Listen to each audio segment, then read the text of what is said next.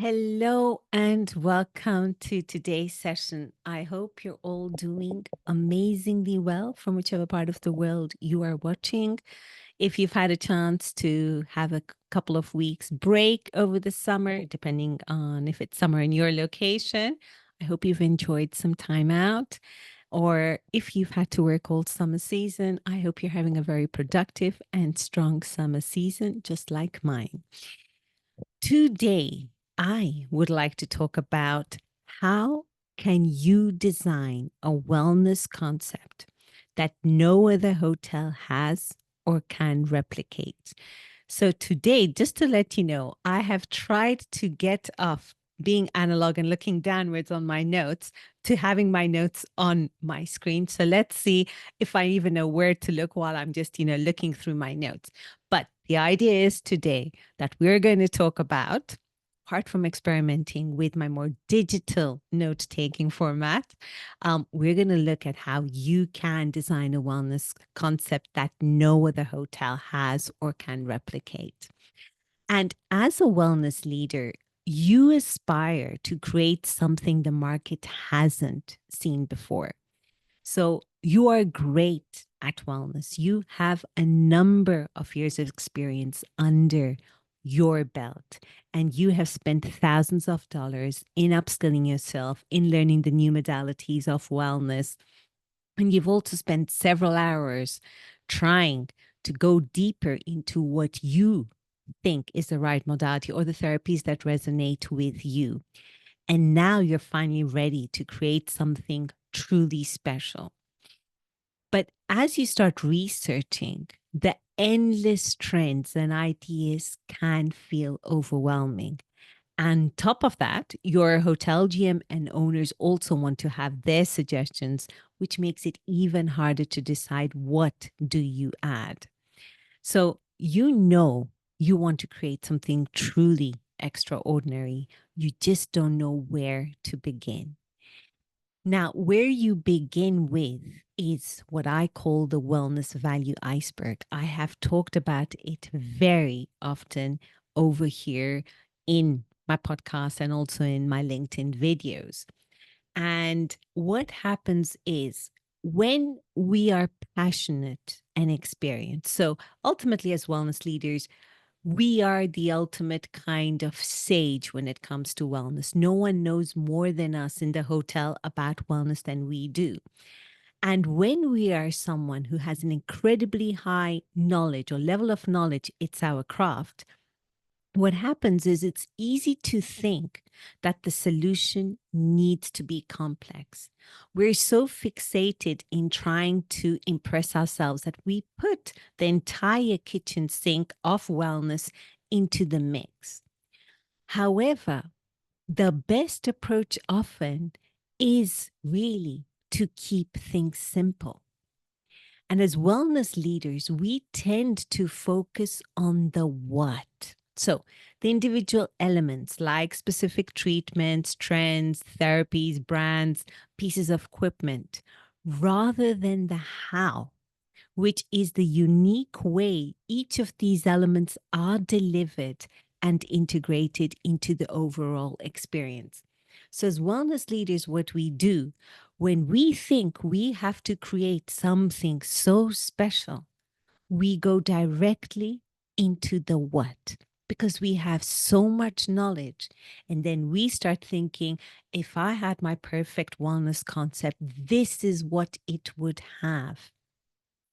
But the problem with thinking and focusing on the what is that we're at the top of the wellness value iceberg. So we are at the visible part, the tip that is the most vulnerable to market shifts, but really has no impact on the overall iceberg.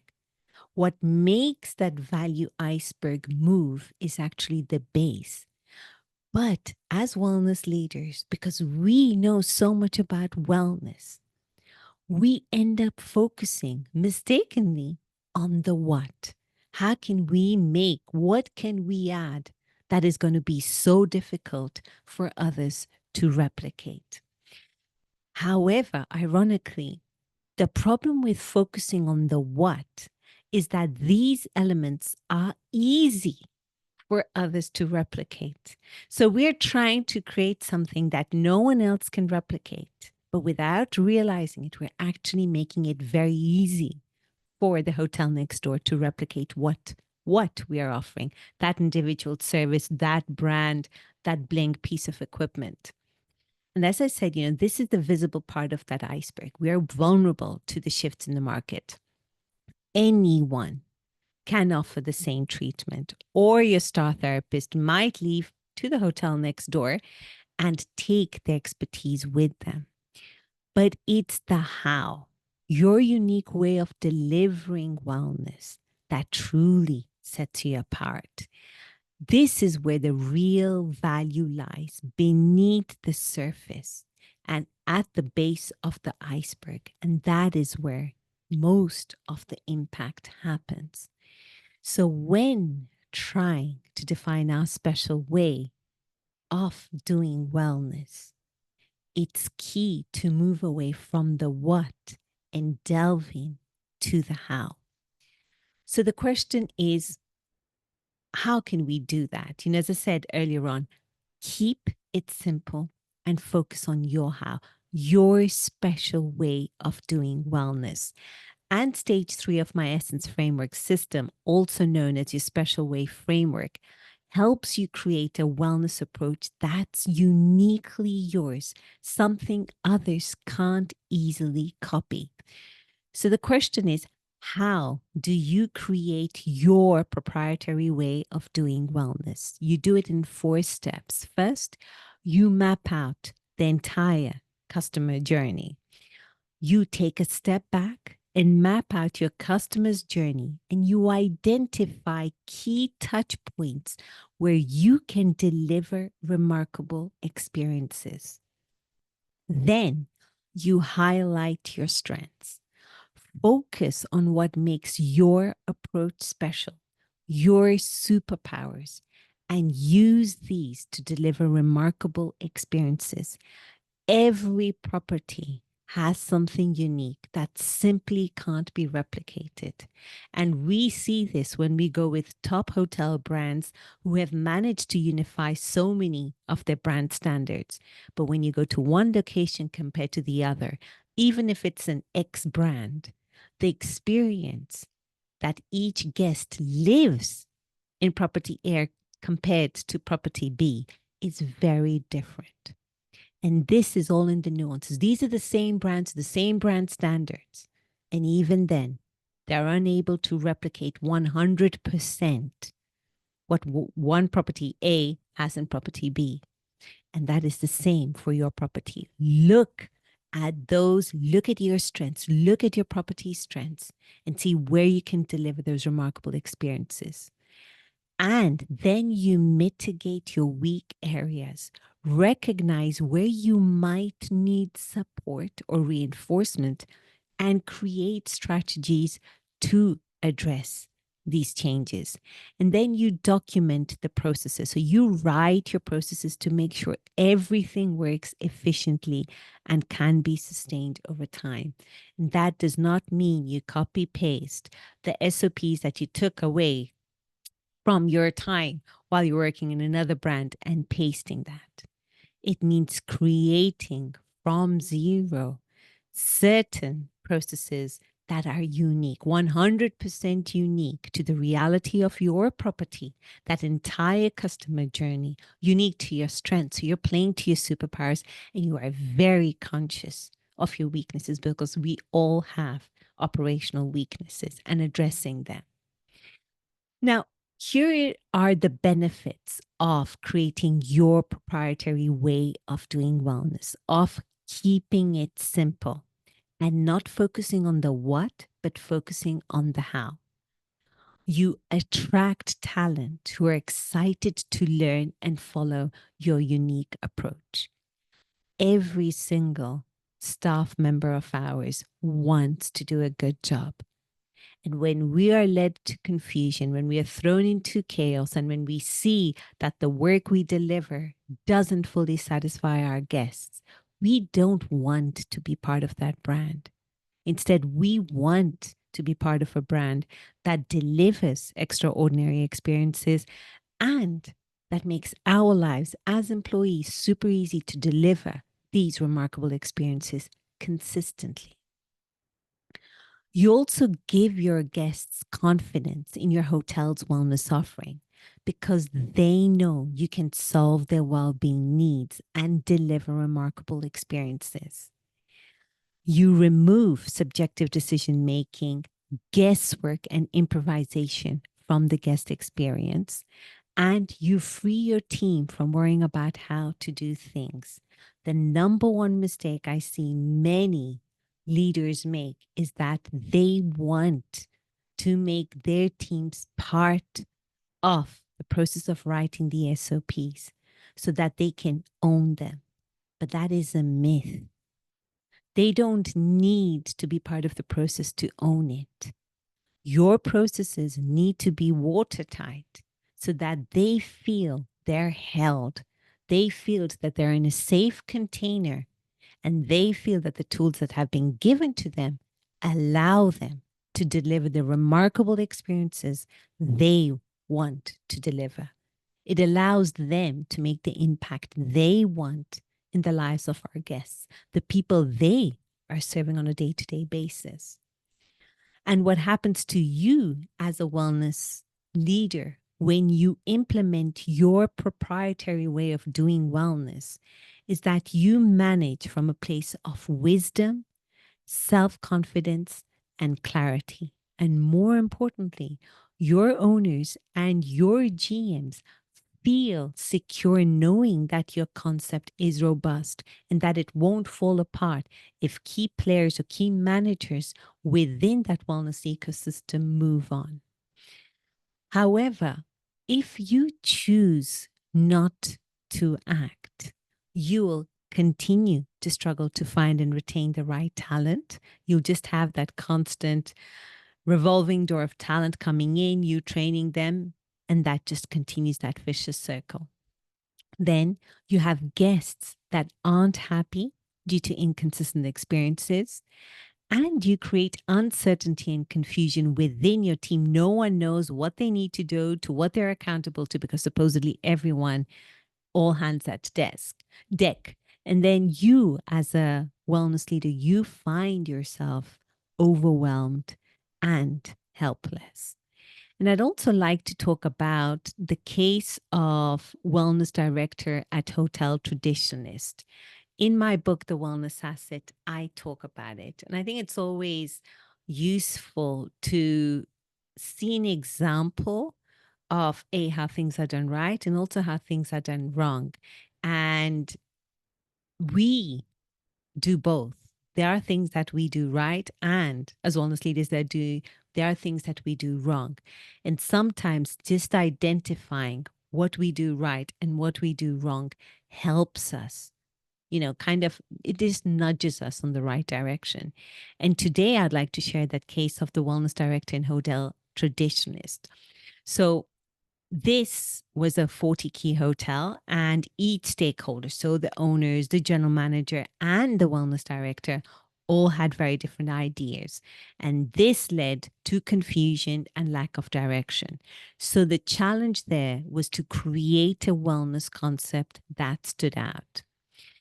And instead of focusing on their unique approach, how they could deliver wellness, the wellness director, she got so caught up in what? The individual treatments, services, and brands.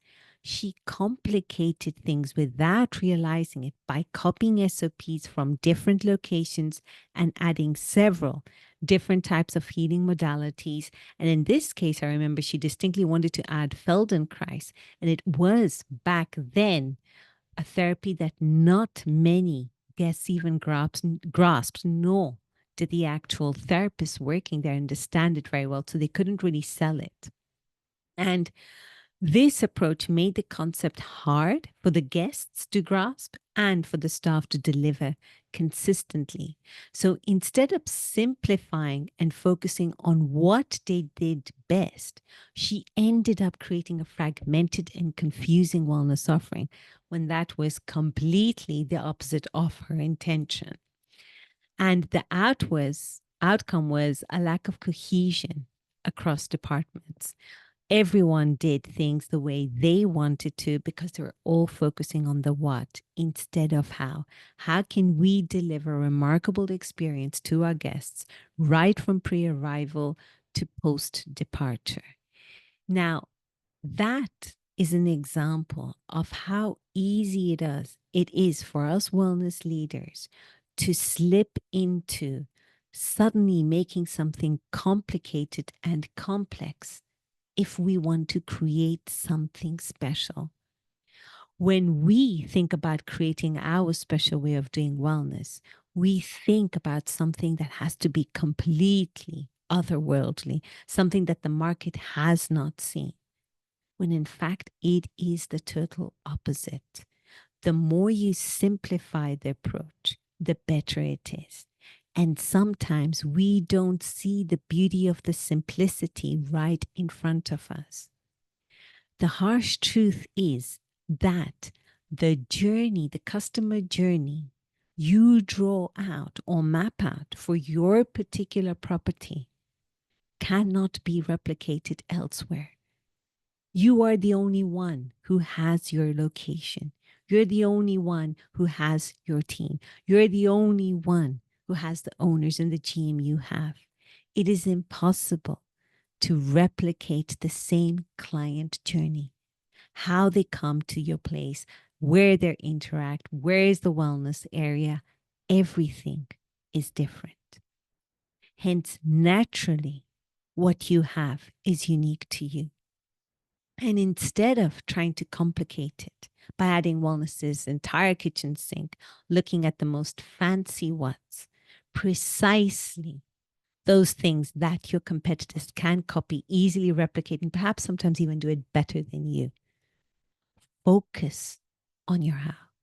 And your how is go back to the customer journey, map it out from pre arrival to post departure, and then look at the key touch points where you can make an impact. Play on your superpowers. What do you do incredibly well? And that tends to be the thing that you find easiest to do, the thing that you find simplest to do. We all find it easy to be ourselves. It becomes incredibly different to try to be someone else. Same applies to our business. That unique guest journey is already unique. We just need to highlight what is it that we do incredibly well. And that is the easy thing. And then we have to also see our weaknesses. Where are the spanners in the work? And how can we address these issues? How can we mitigate these weak areas? And bingo, you have a wellness experience. You have a way of doing wellness. You have a proprietary way of doing wellness that no one can replicate. And it doesn't depend on one star therapist. It doesn't depend on your GM. And it even doesn't depend on you. Tomorrow you can leave and you'll know that you have left a very robust proprietary way of doing wellness that does not depend on you or any other person. It just works by itself. It's self-sufficient. So that is how you can create a wellness offering that no other hotel can replicate. It doesn't need to be complicated. It's keeping it incredibly simple and focusing on the how. And on that inspirational note, I wish you all a beautiful day ahead. Take care now.